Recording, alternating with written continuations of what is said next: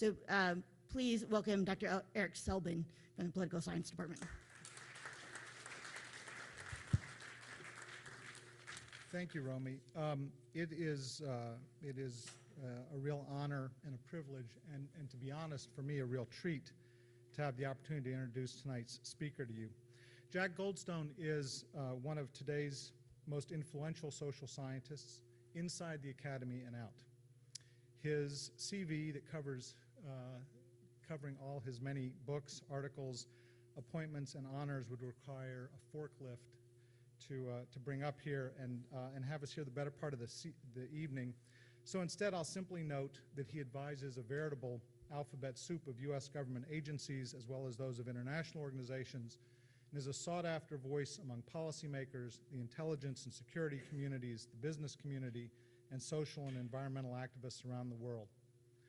Dr. Goldstone has been central in returning demography to the fore in the social sciences. He has championed contentious politics, plays a critical role in the study of social movements, is a smart and perceptive analyst of democracy and democratization as well as economic development, and is the leading fourth-generation theorist of revolutions. As you can see, he's that all-too-rare creature in today's world, a Renaissance man. He is also a mensch, a wonderful human being. As some of you here know, my particular area of study is revolutions, a nearly lifelong interest. But I think my career path was probably set about 30 years ago when, while working on a senior honors thesis, I was handed Dr. Goldstone's article on theories of revolution and knew I had glimpsed what I wanted to do. 6 or 7 years later, as a struggling grad student, floundering a bit in a department that was unsure what to do with me, as some of you here will appreciate, I was invited to take Dr. Goldstone out to breakfast, as I later learned, in the hopes that he might dissuade me from continuing with my interest in revolution. I remain eternally grateful that his advice that day was to study what I was interested in and not worry about what anyone else thought. As I have become a professional, it's been my great good fortune to fall into a circle of students and scholars of revolution, which has included Professor Goldstone, who has ever since generously gone out of his way for me. Jack Goldstone, as you will see tonight, is smart and clever, a theoretically sophisticated and nuanced thinker with a mastery of substantive matter that is the envy of his colleagues. And as you're about to hear, he can make even the most complicated, complex, and daunting matters accessible. Please join me in welcoming Dr. Jack Goldstone.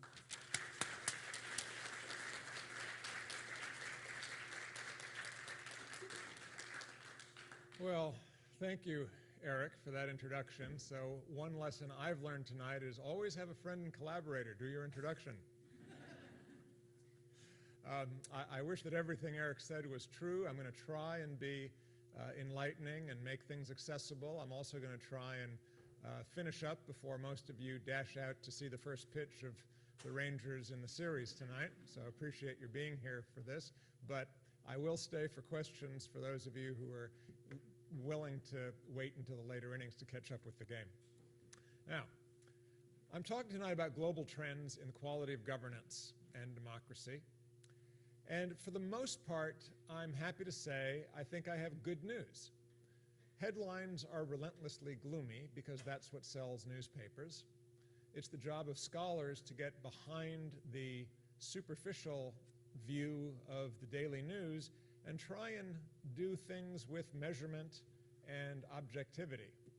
And I'm going to be sharing with you some of the early results of efforts that myself and some colleagues have made to try and do some measurements on quality of governance around the world and look at trends in that. And for the most part, as I say, it's more encouraging than not.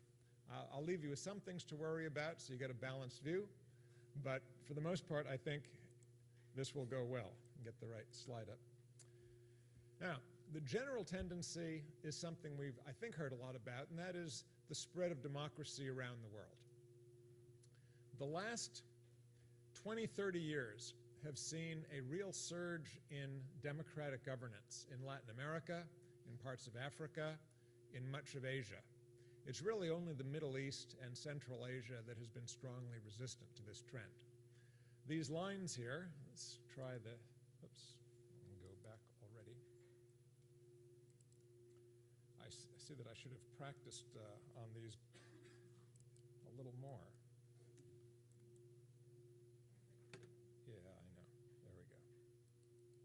Let's go back to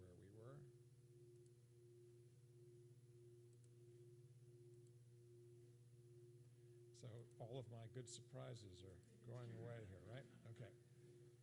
So the arrow is helping out here, right? Okay, the red line, this growth of dictatorships that we saw from the 50s to the 70s was produced by a lot of new nations emerging, particularly in Africa, who didn't last very long if they ever started as democracies at all. The number of dictatorships continued to grow. Meanwhile, the number of blue democracies and partial democracies remained pretty stagnant. This line here marks the end of the Cold War. And you can see what an enormously dramatic change the end of the Cold War made. You can almost see why Francis Fukuyama thought this was the end of history, because democracies increased in number and dictatorships fell sharply. Now, this was a trend that actually began in the late 80s with movement toward democracy in Latin America, a few in Africa, and then with the collapse of the Soviet Union, a huge collapse in dictatorships in Eastern Europe and across Asia. A number of countries did improve from dictatorship to democracy, but not all the way. They ended up with regimes in which there may have been elections, but there were not many constraints on executive power, for example. Or there may have been elections, but the government enjoyed revenues from sources other than taxes, like oil or other mineral revenues, and so the executive continued to act somewhat independently of legislatures. So these partial democracies have some positive aspects, but still have a little too much untrammeled executive power. Still, overall, this looks like a very fortunate trend for those of us who believe that democracy is a better way to realize human development potential. Even better, you thought that was good. Even better, global trends in armed conflict have shown an enormous improvement since the end of the Cold War. These graphs show total warfare divided into the red line civil wars and the blue line international wars. Many of the international wars were really kind of proxy battles supported by Cold War superpowers. Those tended to disappear with the collapse of the Soviet Union. But even interstate warfare is still kind of at a lower level here than it was through most of the previous decades. Altogether, we have a precipitous drop in the amount of violent conflict in the world in the last 20 years. Now, you might say, that's not what I see. You know, headlines from Iraq, Afghanistan, Kosovo, isn't there still a lot of armed violence? One really has to think hard and go back to an earlier period in the 80s and 90s and think, what was going on then?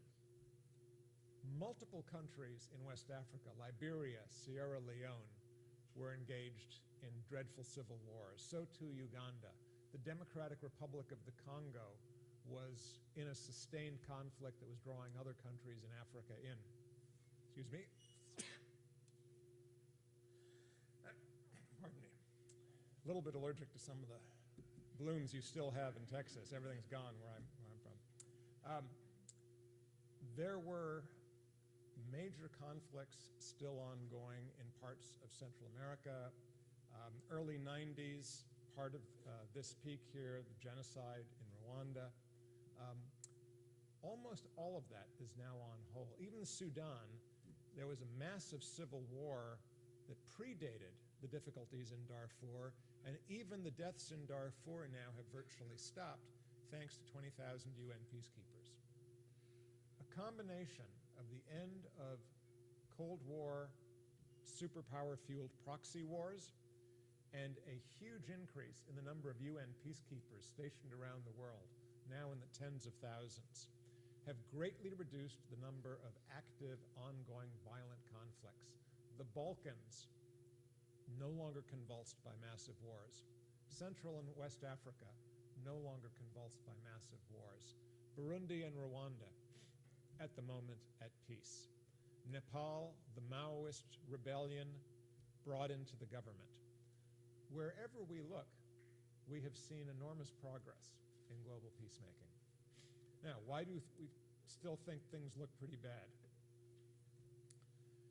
The number of onsets of new armed conflicts hasn't changed all that much. There was, in fact, a little peak around the time of the end of the Cold War. But since then, just as before, there's been a kind of regular trickle of news about conflicts flaring up in Indonesia, in the Philippines, in Bolivia. One has conflicts develop. The big difference is now they tend to stop fairly quickly. They don't go on for 5, 10, 15 years of ever larger scale civil war. Instead, the international community comes in, mobilizes, sends negotiators, peacekeepers, the UN sets up refugee centers, and even though disorder and difficulties are still there, armed violence is more quickly diminished. What has replaced the level of increased violence and death, however, are two different phenomena. There's been a huge increase in displaced populations and refugees around the world. There may have been a reduction in armed violence in Darfur, but there's still millions of people living in tent cities. There are millions of people living, in fact, in temporary housing or outside their borders around the world. Afghanistan has produced thousands of deaths, probably tens of thousands of deaths. Iraq has produced 100,000 deaths. Now, those are terrible totals, but they're still relatively small compared to estimates of 3 or 4 million people who died as a result of the conflict in Central Africa. More strikingly, they are small compared to the number of people who have fled. So there may have been 5 million people who have left Afghanistan in the course of its civil wars, another 2 to 4 million who have left Iraq, other millions across Africa, Central America, and Asia who have moved to avoid fighting and conflict. The good news is that does prevent deaths. It does allow conflicts to be halted. But it has produced a new problem for the world of literally tens of millions of people who are either internally displaced or international refugees. The concerns of Europe and the US for asylum for refugees are substantial, but the bigger problem is people who are internally displaced and need support and services. I used to joke that one of the positive side benefits of revolutions, America got a wave of new ethnic restaurants. So we have El Salvadorian restaurants and Ethiopian restaurants in Washington. There are Afghan restaurants all over the country. And that's, I point to, as part of America's generosity in allowing people who have been displaced by conflicts to come to America and flourish. But this surge in the last 20 years of displaced populations has gone from a trickle to a flood and created huge questions about migration policy and asylum in all parts of the world. The other new behavior that alarms us and has increased in recent years is high-casualty terrorist bombings. I apologize that this slide is fuzzy. Your vision is not fading. I haven't destroyed your brain so far with this talk. It just happened that when I got this data, I copied it from a publication that I was not able to Xerox very accurately. So the colors came out nicely, but I'm sorry, the printing is a bit fuzzy. Still, it's easy to see that what has happened here is that since the end of the Cold War, again the dotted line, the number of high-casualty terrorist bombings has grown very dramatically.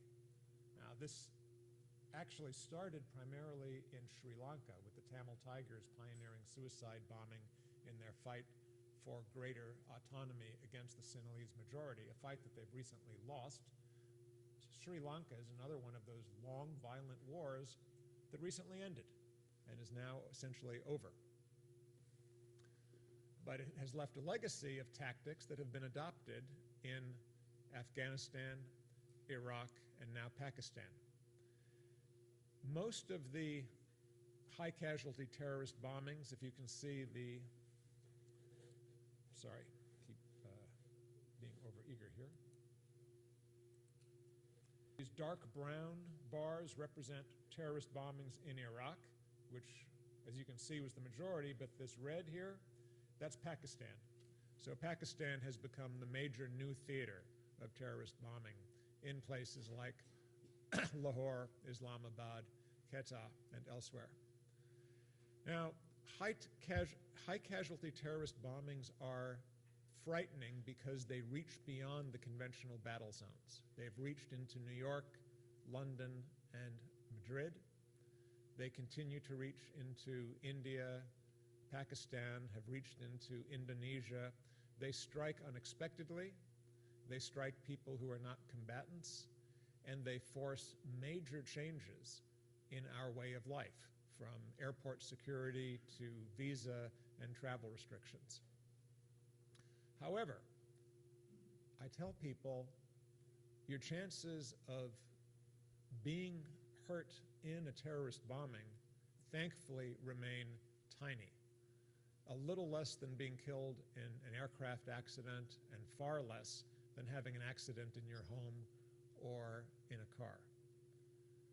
If we look at the world as a whole, the trade that has occurred since the Cold War, a sharp decline in the number of brutal dictatorships and an increase in democracy, a sharp decline in combat deaths from ongoing wars of all kinds, but an increase in the displacement of people and an increase in terrorist bombing, we still are coming out ahead, I believe, in quality of life.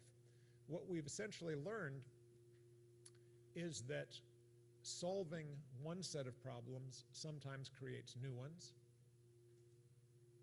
and that even though we have made progress in the ability of the international community to respond to genocide and civil war and limit the scope and duration of violence, we still have challenges in responding to the problems of people who are displaced by combat and climate, and responding to the grievances of people who feel they have to strike as terrorists for what they cannot achieve through changes in their own government.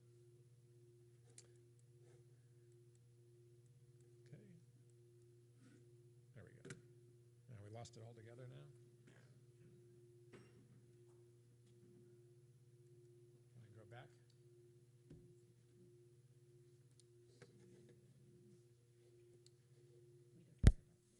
Don't care about that. Don't care about that. There we go. Thank you. And okay, here we go. So, in order to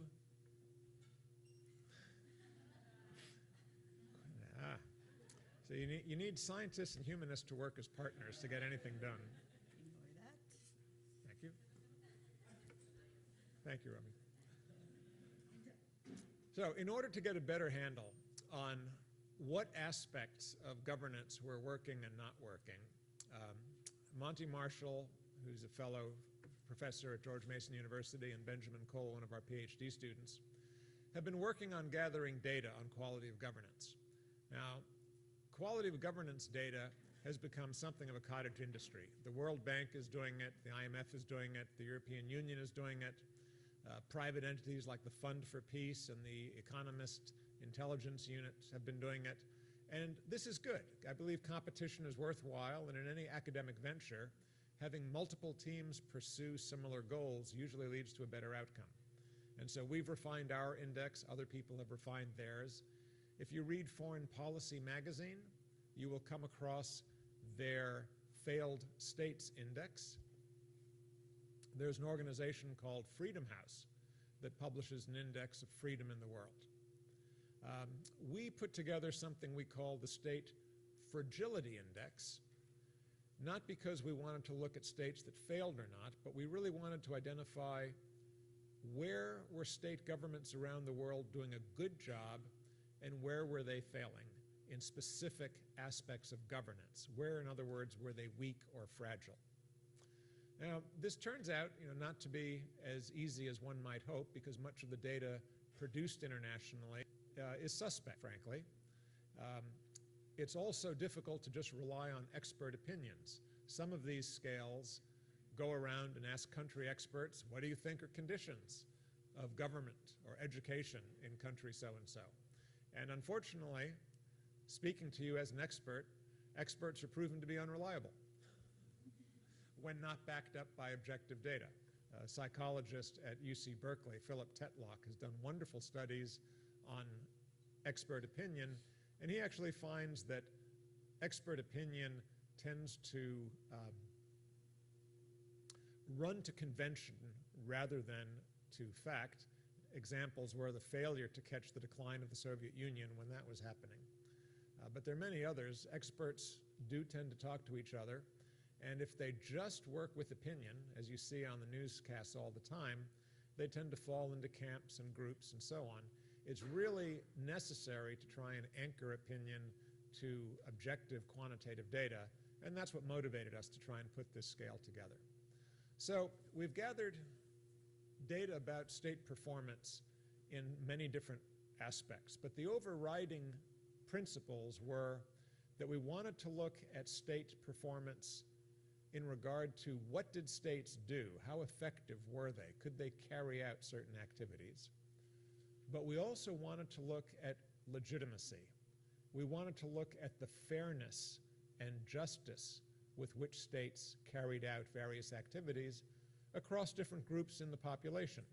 Because one thing we've learned, Eric mentioned that we both worked on studies of revolution, one thing we've learned is that it is injustice and perceptions of lack of fairness that motivate people to take arms against their government. It's not the level of poverty per se, not ethnic conflicts by themselves. Rather, it is a sense that government is leaning in the direction of one particular group against others. That's really what leads people to take the risks of rebellion and revolution. So we were looking at state effectiveness, how well can the government carry out certain tasks, and legitimacy. And we broke this down into 4 separate areas. One is security. If governments cannot provide basic physical security and security of property, it's very hard to get anything done. But here, the general decline in armed violence has helped a great deal. We look at battle deaths, but because we're concerned about legitimacy, we also look at human rights abuses. We also look at the degree to which governments are responsible for civilian deaths in their own country. We look at political effectiveness, and by that we mean, is the government able to tax and raise resources for government functions? And is it able to pass legislation? That is there a functioning government, in effect, that works on something other than dictatorial decrees? If the government is able to raise tax revenue somewhere between 10 and 50% of GDP, it's going to be an effective government. If it raises more than that, it's usually oppressive. Less than that, it's usually ineffective. And then we look at the degree to which government is representative. Do all parts of the population, various regions and ethnic groups, are any of them barred from participation, prohibited from voting, parties that are prohibited, groups that are not allowed to run for office? Third area is economics. Is there economic growth? Crucial in providing jobs and opportunities for people. And for fairness, is that economic growth equally distributed across different regions, population groups? We ask, is it slanted urban-rural? Is it slanted for certain ethnic groups or regions? And finally, we look at delivery of public services, primarily health and education. We say, how much is the government spending on support for health and education? And are education and health support clinics, doctors, are they available equally through different areas of the country, or are they concentrated in certain regions or certain service of certain ethnic groups? So that's the picture. Basically, can the government function well? Do government functions serve all members of the population in the country equally or not? And you can get a fair bit of data on these things, particularly if you don't try and get too fancy about it, but say we're going to have, better to have crude measures that are pretty good than accurate measures that in fact are misleading. And so simple things like battle deaths and reported human rights abuses are pretty good. Spending per capita on doctors and on schools is pretty good. It's not perfect, none of these measures are, but the overall pattern that we get when we add up this data and rank countries gives a picture that seems pretty consistent with what other people have found. That is, if we say, what are the most fragile or worst governed countries? Somalia, Sudan, Democratic Republic of Congo, Afghanistan, Chad lead the list. Myanmar, Nigeria, Rwanda, Sierra Leone not far behind. All of these are countries that recently fell apart or are still in various stages of falling apart. Other than that, countries that still have significant problems: Burundi, Ethiopia, Iraq, Liberia, Angola. You can see what's coming. Of course, most of the rich Western countries look fine on most of these scales, and a lot of countries are in the middle. It's easier to visualize the results of this exercise, though, from a map than from columns of figures. So what I've done here is colored in the globe according to the rankings of different states on this State Fragility Index. Countries in the brick color are the ones that have the highest or worst rankings. Those that are red are still high, and orange we rate as serious. Yellow, not too bad. White, fine. So the real action here is what's going on in this part of the world.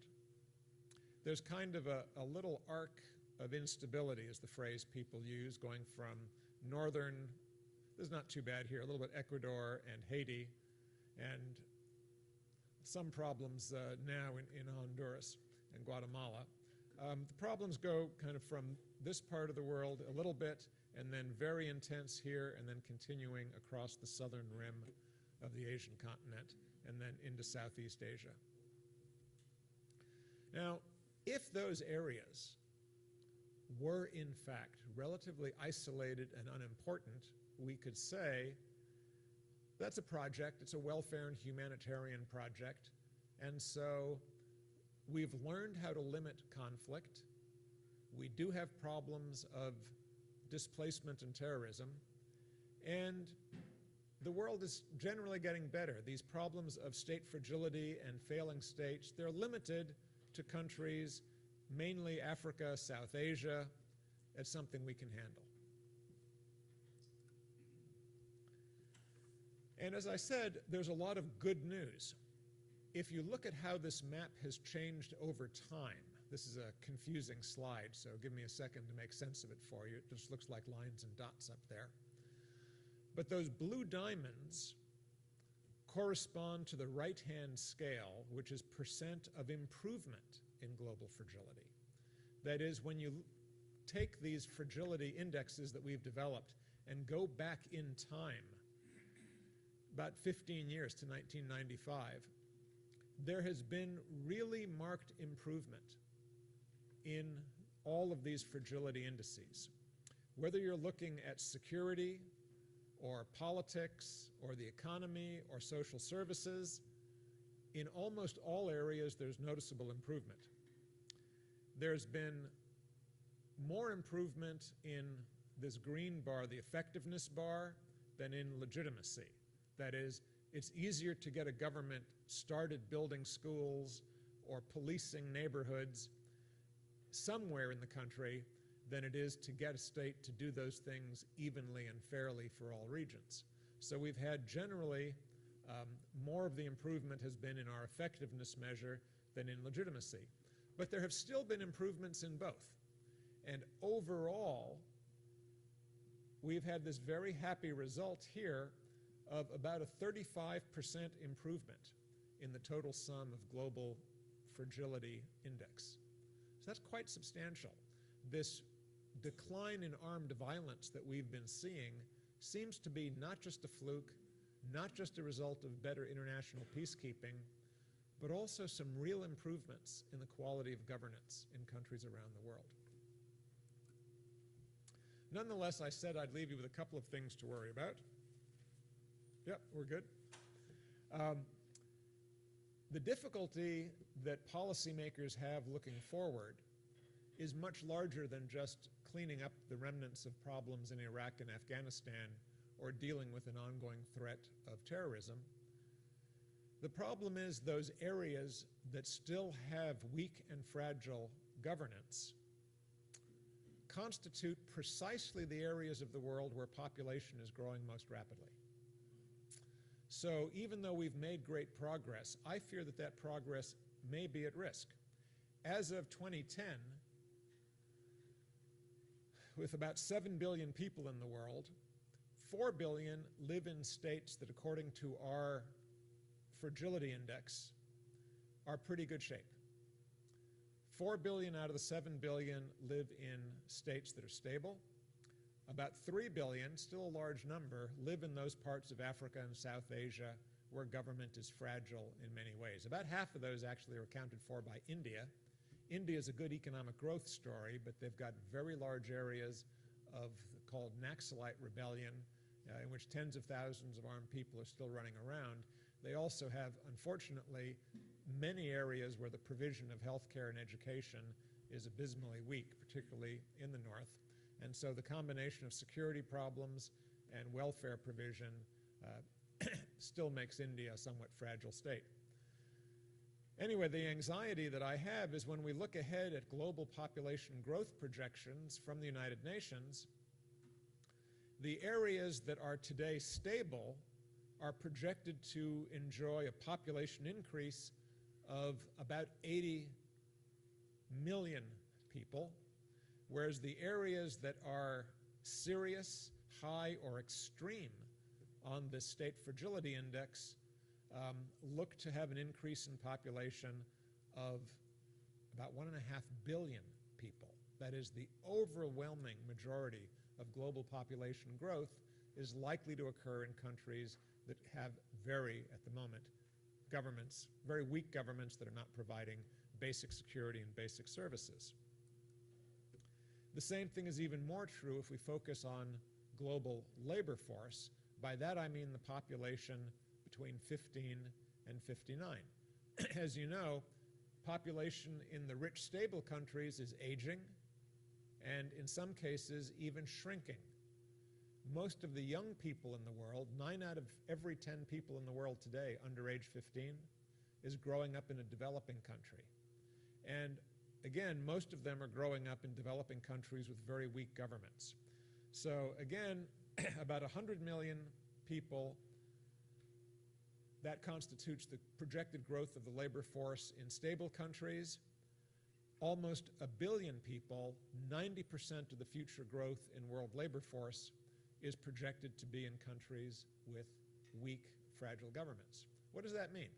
What if 9 out of every children today were growing up in countries where they can't get a good education, can't get access to capital, government can't provide security, they are very much at risk of growing up unproductive, partially unemployed, angry, frustrated, and increasing all of these problems of conflict and terrorism that we've been struggling so hard to get in hand.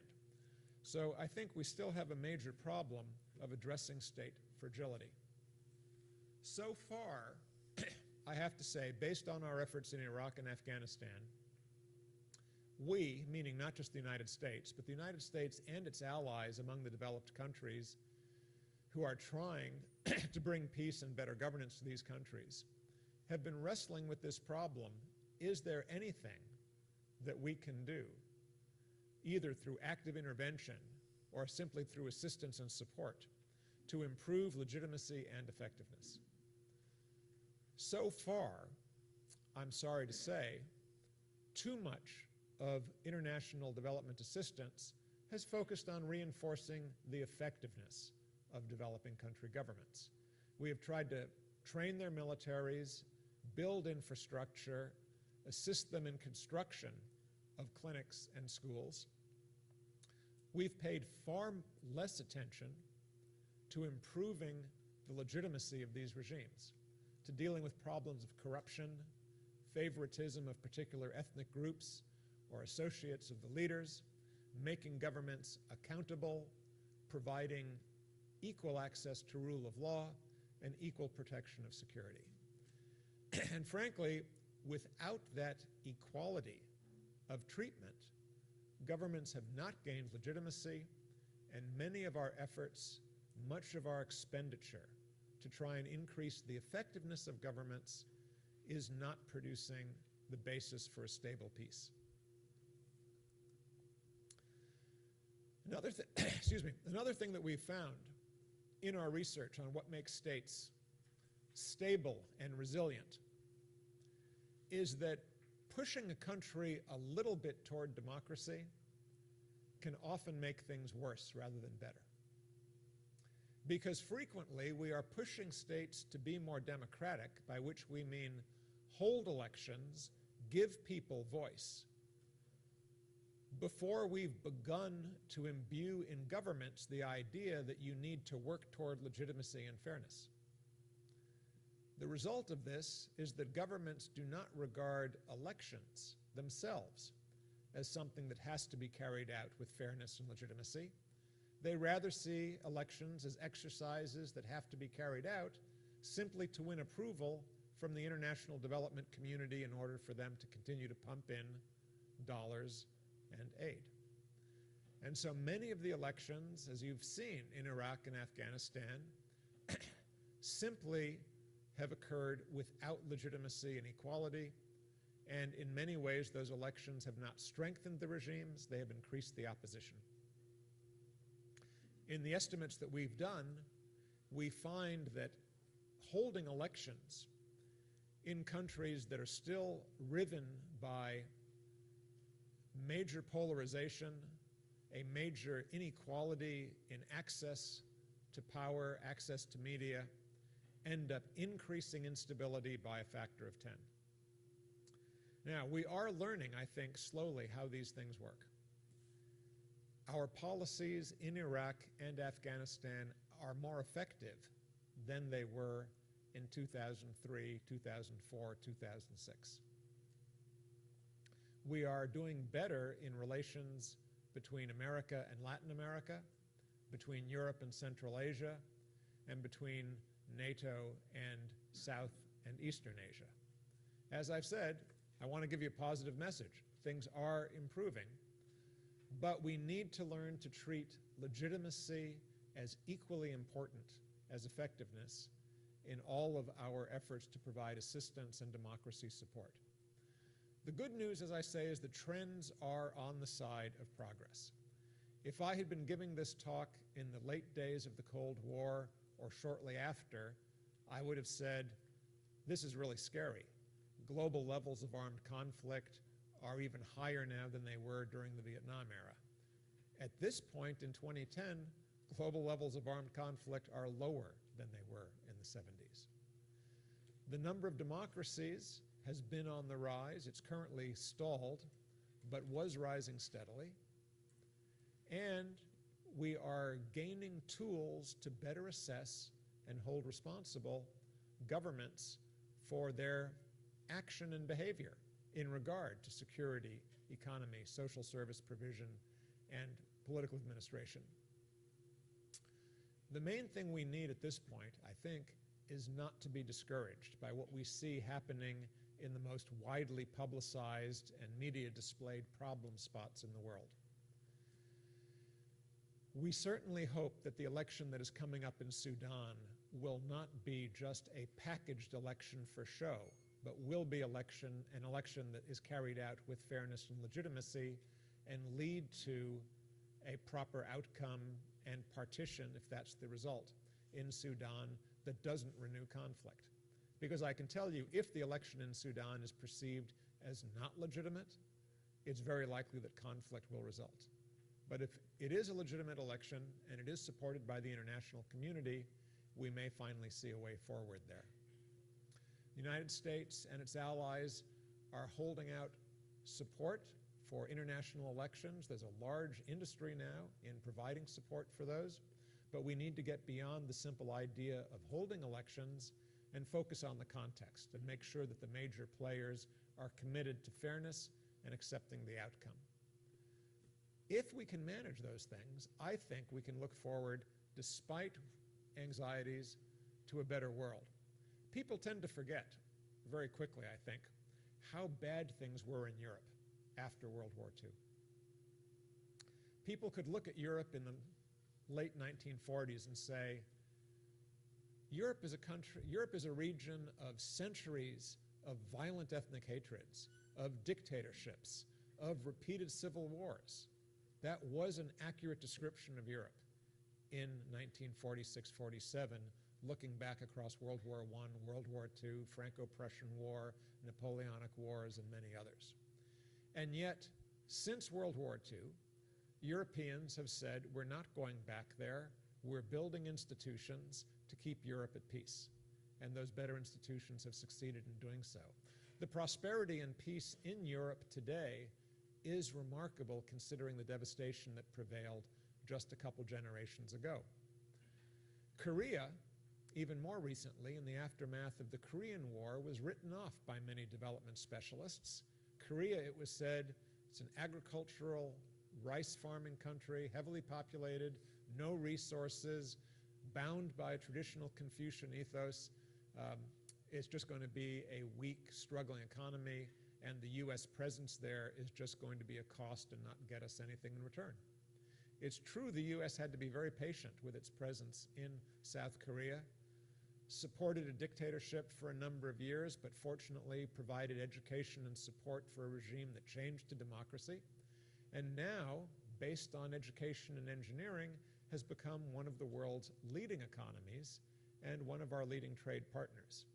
Again, 50 years ago, no one held much hope. Today, it's a thriving country. If we look at Africa and South Asia, we see many countries that are now embarking on meaningful economic growth. India has turned the corner. Despite massive poverty and inequality, it is sustaining economic growth and increasingly distributing that growth. Several countries in Africa have been able to show sustained 5, 7, 10% growth in recent years. Ethiopia, Rwanda, Malawi. So I would like to say, don't be swayed by doom and gloom. Don't believe that just because we are bogged down in Afghanistan and struggling in Iraq, don't believe that there's no hope for these regions. Things are, in fact, when you look behind the headlines and try and measure them, things are getting substantially better. And not only are they getting better, but we're learning more about what better means. How can we trace and support improvements in multiple areas of governance in even the most difficult circumstances?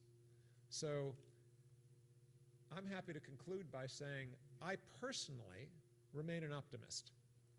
Despite having to take my shoes and belt off every time I go to the airport, despite being deeply dismayed at the daily toll of Americans killed in action abroad and the thousands of civilians that still suffer and the millions that are still displaced, I still would say, if you look at the trends and you look at the data, we do have a chance to live in a better world in the next 10 years and not a worse one.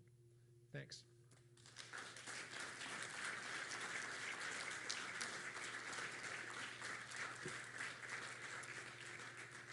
And we do have plenty of time for questions, correct?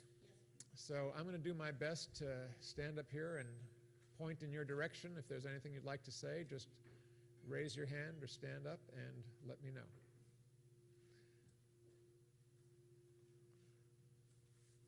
Please. So my question is, how can you bring democracy to a country like Afghanistan, which has very little exposure to Western ideas or development? Question is, how can you bring democracy to a country like Afghanistan where those ideas seem foreign and don't have a history of it? It's a very, very thoughtful question, because when you look at Europe and the Marshall Plan and all that, you're dealing with areas that had a prior history. Afghanistan did not have a prior history of democracy, but it did have a prior history of unity, stability, and peace under the monarchy prior to 1970s. My belief is that in a country like Afghanistan that has suffered from repeated civil wars, the first thing one has to do is try and restore peace, stability, and unity, even if that means not under the type of European or American-style parliamentary democracy that we're accustomed to. Because you have, excuse me, countries around the world have in fact thrived either as democracies or as dictatorships. The difficulty with dictatorships is they can veer in the direction of becoming cruelly oppressive and destructive. Let me bring my water, thank you.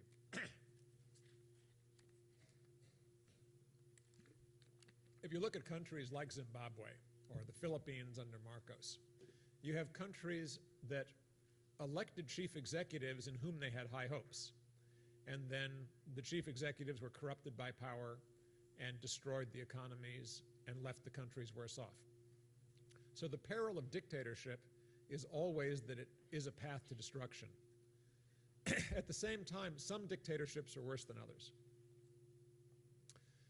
Dictatorships that are led by military or party groups do tend to be less destructive because they focus less on diverting resources to a small number of individuals and more on keeping order to strengthen the country. And in places like Latin America and Asia, military and party dictatorships have been overthrown or reformed and led to democracies. This is a kind of an old argument that was made, I think in the 70s, that some dictatorships are better than others. It was kind of dismissed, but I think it's true. On the other hand, dictatorships that are led by individual corrupt leaders tend to provide neither peace nor security because the leaders are concerned mainly about protecting themselves, and they don't build strong institutions around them. And what I worry about in a country like Afghanistan is that instead of making the army more professional or trying to build broad political party leadership that might unify the country, or even work with traditional institutions like the Loya Jirga and elders who at least have local authority, we did put too much faith in trying to position a particular individual, Ahmed Karzai, as a democratic winner in the fashion that we think is appropriate. But the result of that was that Karzai and the people around him were tempted into corruption by the amount of resources that we threw in there. The elections were not carried out according to Western or European standards, and we now have a government that's very hard to defend in Afghanistan because it's reviled for its corruption. So I do think we've made mistakes, and I think the current administration is reconciled to the fact that we're not going to be able to build a Western-style democracy, nor is that mainly a reasonable or appropriate goal. What we do want to see in Afghanistan is an army that is professional enough that it will focus on defending the country rather than preying on its own people. And we want to see institutions of government that are effective enough to raise tax revenues and use them to support the health and medical and economic institutions that we're trying to set up, rather than a government that is so personalized and corrupt that all those things will fall down. So I think the answer to your question is every country has to start from somewhere. Every country has to follow a trajectory forward that reflects its own strengths, its own history, and its own problems. And you can't just say, as some government officials have said to me, how do we get Western-style democracy in Kyrgyzstan in 3 years? That's what we'd like to see. And you have to, sometimes educate people and say, if you really pay attention to the research in political science and history, that's a long shot. If your goal really is, for the short term, stability and reduction in crime and trafficking and other hazards, you may want to support strong institutions, not strongman individuals, because that's the wrong direction to go down, but try and build fairly competent professional institutions and engage them internationally. Because one thing we have seen over the last 40 or 50 years is that the growth of democracy is a very strong force in the world. Once people do have reasonable degree of stability, reasonable basic economic opportunities to start to build a business, start to hold a job, start to acquire savings, once they have those things, they start looking to increase their individual freedom and call for democracy. It's happening now in China. And so I do think that, as I say, it takes a perspective of decades. But with that perspective, I think you can be confident that democracy will come not because we want it, but because people around the world want it for themselves. But they do want security and some stability and basic material safety first. Sir? The chart that sticks in my mind is, of course, the one comparing population growth in stable and fragile countries and the prospect out 30 years. I think you've had it Right. 2040. Isn't that the key issue that we're facing in the next few years, rather than worrying about how fragile or not fragile Iraq and Afghanistan are actually, or Yes, I think, what's happening yeah. in China? Yeah, I think that's absolutely right, and that's the argument that I try and make for policymakers. They're, of course, concerned with the election next Tuesday, and for that they're concerned with the headlines coming out of countries that are in the news now. It's very hard to get elected officials to focus on the long term. The people who do focus on the long term, though, are private sector people, businesses that are making long-term investments. So companies like Caterpillar, General Motors, and ExxonMobil, those are the ones that are really concerned about, can we provide education and better governance for countries with fast rising populations where we're going to have activities, either prospecting, consuming, or building. So I'm hoping that what we'll see for the future is more public-private partnerships where U.S. government, European governments encourage countries to open themselves to foreign investment, and we encourage foreign investors to act responsibly to increase long-term stability. It's already the case that in a country like Papua New Guinea, Exxon is deeply involved in conflict management and education. Intel is distributing computers and laptops in parts of Africa. It's already going on, but we should think of that as, yeah, that's what should be happening, not just because it's a humanitarian thing and, oh, it's not just a secondary background thing. The main action for the next 30 years is making sure that children growing up in countries around the world grow up to be productive. And I agree that's a lot more important at this point than what happens in Afghanistan or Iraq in the next couple of months.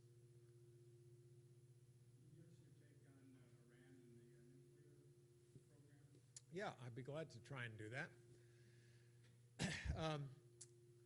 I say that because I've actually studied Iran quite a bit in the course of my work on revolutions.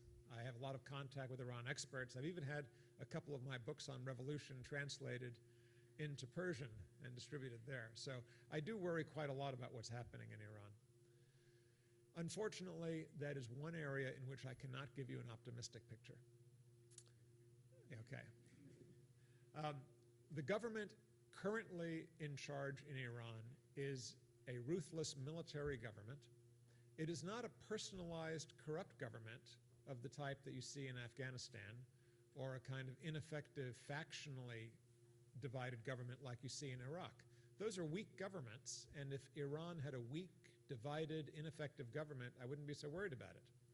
But what they have is one of those tough institutional governments that's very good at keeping security and very good at husbanding resources.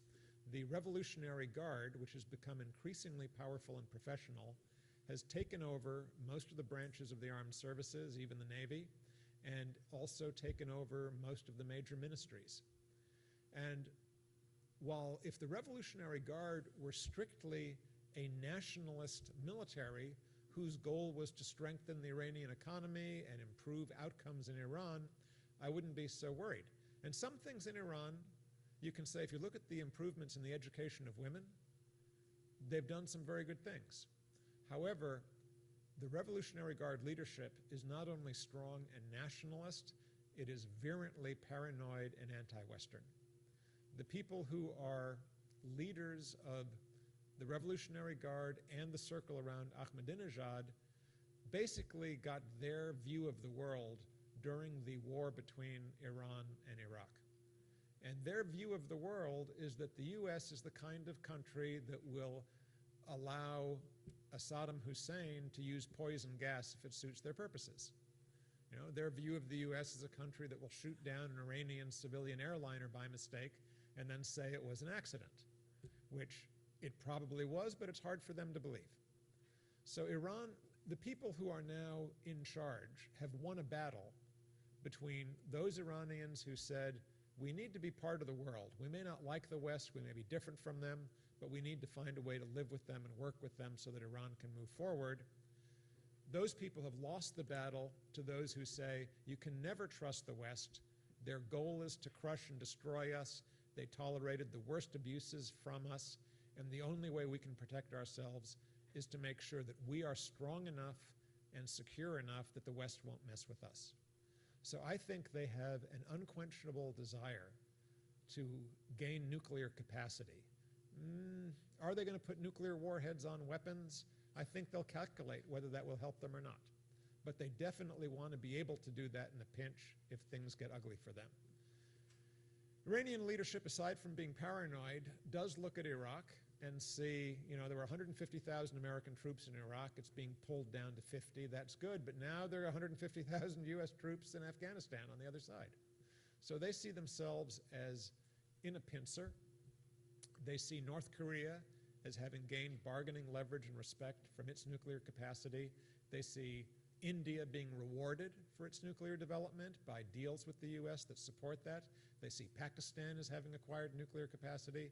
And they cannot conceive that there's any reason from their worldview why they shouldn't acquire a nuclear capacity, and the sooner the better. So I find that very worrisome. I don't think that Iran is an aggressive power at this point. I don't think Iran has any designs to take over Iraq militarily or to interfere in Afghanistan. For the most part, they've been helpful in Afghanistan, and their efforts to exert influence in Iraq have been through advice and financial support to the political parties. But they clearly want to be the most influential power in their neighborhood. They believe it's their right. And they clearly want to be strong enough to stand up to the West, however that occurs. This Israel bashing, I think, is something they use for political effect and to gain support. I do not see that Iran would risk a first strike against Israel. But I do think if they... Yeah, I am more concerned about the other way too, because I do feel that it's dangerous for nuclear materials to be produced in Iran and made available. Terrorists could get them and use them against Israel, or they could get them and use them against Europe or America. It could be that if Iran feels deeply threatened by some other accident, if a civilian airliner is shot down by accident now, it might result in a missile strike against Israel in retaliation, rather than waiting to see if our apology is good enough. So I do think it's very dangerous. I do think that if industrial sabotage is not effective, although that seems to be working now, that Israel or the US will take some type of action against Iranian nuclear facilities if they reach the point where a capacity is imminent and the government hasn't changed. And that will lead to terrific problems in the Middle East and elsewhere. So I think that's probably the most dangerous situation in the world right now, is a very strong but paranoid and anti-Western government in that large and central country. Yes, and back?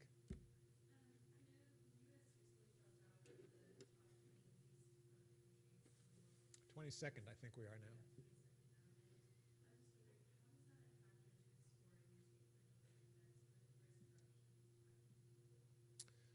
Corruption shows up in the index, usually in the politics area. Now, there are 189 countries in the world. So 22nd in corruption doesn't put us anywhere near countries that are bad, right? Russia's bad. Nigeria's bad. Pakistan's bad. we're just not ideal anymore. We're not as virtuous as we sometimes think we are. Actually, what's happened in the United States is we've fallen down in a lot of areas. We've fallen down in education.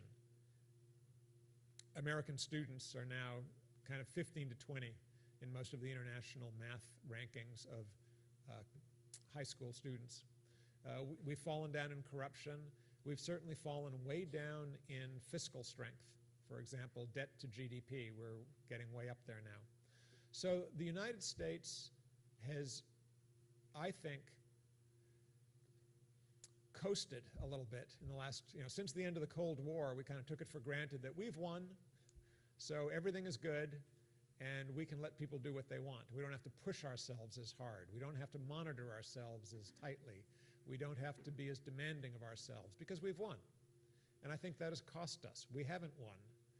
We gained a temporary position of advantage from the fact that our major Cold War adversary self-destructed. But the world was never limited to the Soviet Union, Eastern Europe, and North America. The world still has East Asia, South Asia, the Middle East, Africa, Latin America, and all of those areas are coming up strong. So I do think if the United States wants to retain its influence in the world, we need to be more attentive to the conduct of our own elections, the corruption of our own officials and businesses, the quality of our education, the fiscal health. There are a lot of things in this country that, even on our own measures, do need fixing. And they're not things that necessarily require a lot of money, I should say.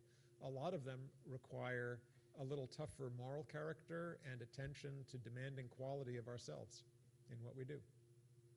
Yes?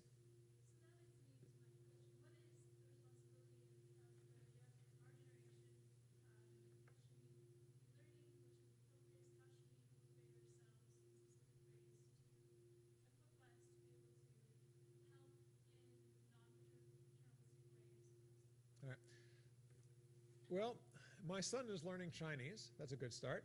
He's also learning computer science. Also a good start. My generation did some good things. I'm 57 now. My kids are just starting as teenagers. I look back, and in the 60s, we thought we were going to save the environment and bring peace to the world.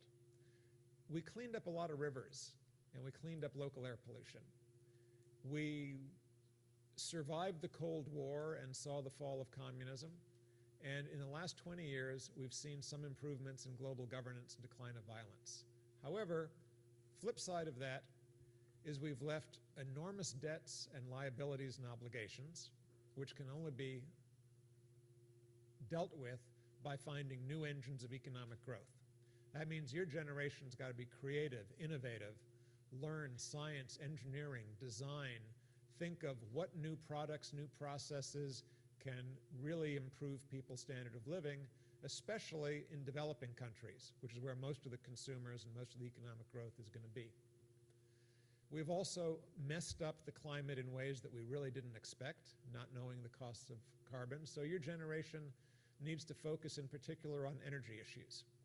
How can we meet the demand for energy or reduce the demand for energy, but also meet it in ways that are more environmentally friendly and sustainable? Third thing, now the first two things are pretty conventional, but the third thing I would say is you need to accept the reality that the place of Europe and the United States in the world is diminishing, that the amount of influence and economic clout that we had from 1950 to 1980 is gone and is never coming back. So learning languages, learning cultures, traveling abroad, making friends abroad, engaging in exchanges. One of the interesting things, for example, is that Americans read a lot of European literature, and we've started to read some more Latin American literature, but almost none of the great novels of Japanese or Chinese literature are known by American audiences. I was at a conference in Beijing earlier this year that was put on by Russian and Chinese sponsors to improve Russian-Chinese understanding. And they pointed out that polls showed that most Chinese college students had read several major Russian novels. They'd read War and Peace, for example. But comparable Russian college students couldn't name a single work of Chinese literature. So there's a real disparity between the importance that China and India are going to have in the next 20 or 30 years, because at this point, by 2050, about 1/3 of the world's population will be Indian or Chinese. And yet, most Europeans and Americans have only the most impressionistic and superficial understanding of their cultures, their history, and their literature. So I would say, aside from needing to become good innovators and designers and good energy innovators and consumers, one also needs to become more Asia aware in a serious rather than superficial way.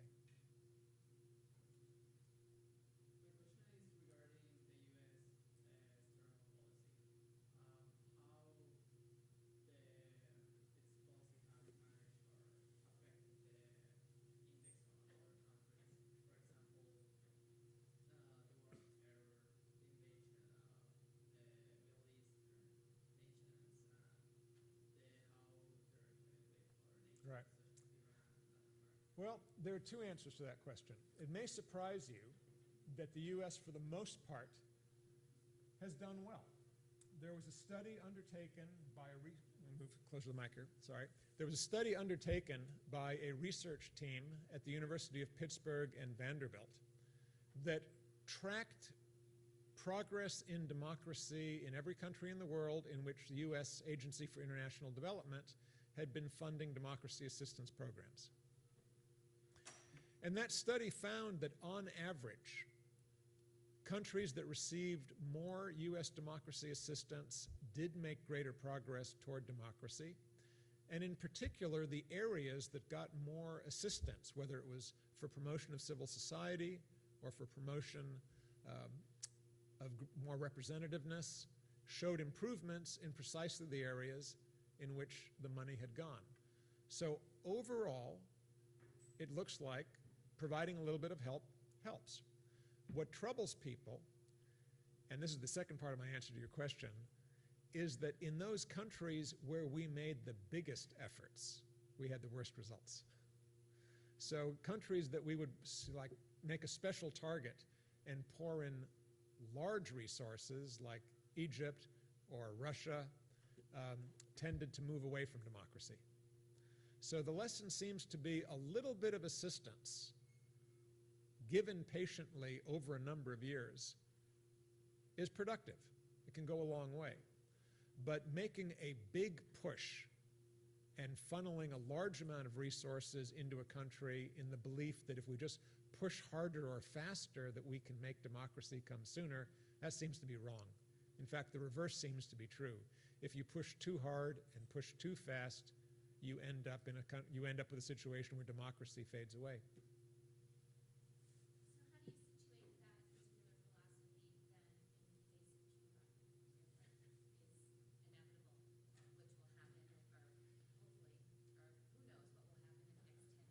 Right. Cuba is a country where they've had a party government that has been fairly effective and stable. Part of that stability comes from residual loyalty to the Castro brothers and a revolution that gave Cuba a sense of strong nationhood. Part of it comes from the ability to blame all the problems in Cuba on America and its embargo, rather than people holding the government accountable.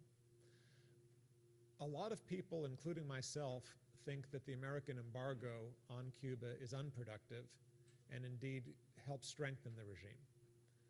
But the regime has also been propped up by external support, first from the Soviet Union and then from Venezuela. So even though I expected that the communist government in Cuba would probably fall shortly after the collapse of the Soviet Union, that was wrong. I was mistaken. A combination of patriotism and a new source of external support from Venezuela in this case managed to keep that government going. Now, is it inevitable that it will fall? Yes, but inevitability can take a long time. So I do think the U.S. needs to change its policies. It's stupid to keep doing the same thing for 50 years and expect that anything will change. But more openness, more involvement, at least will give the government of Cuba fewer places to hide when it has to explain to its population why the economy hasn't grown for the last 20 years. Are we running out of time? One more question?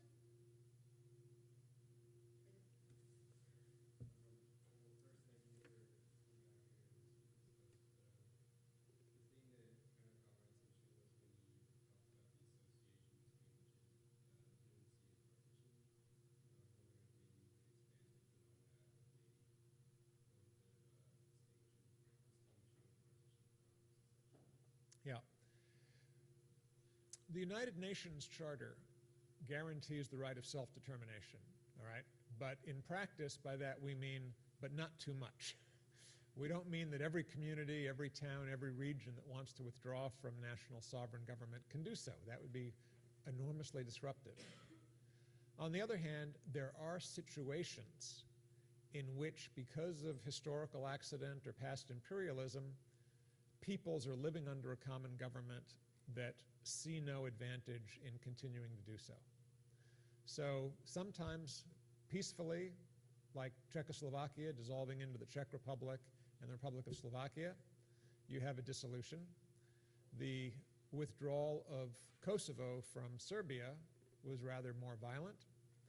And sometimes you have really horrible, disastrous civil wars like in Nigeria, where one part of the country really tries to withdraw from the rest. Most people today looking at the world admit that existing sovereign boundaries are imperfect. A country like Iraq, which was a province of the Ottoman Empire that brought together Sunni, Shia, and non-Arab Kurds and put them under one government, was not a recipe for easy national unity or democratic governance. Nonetheless, even though some people have been saying, yeah, Iraq's ungovernable, it's got to be partitioned, or Afghanistan's ungovernable, it's got to be partitioned, the general view in the world today is you shouldn't give up so easily. If we start a trend toward partition everywhere, we're going to have chaos. So try and find solutions that give representation, autonomy, fair and equal treatment from the central government, and work towards Switzerland, right? Switzerland is a country with different ethnic groups, different languages, but they feel that they are a nation.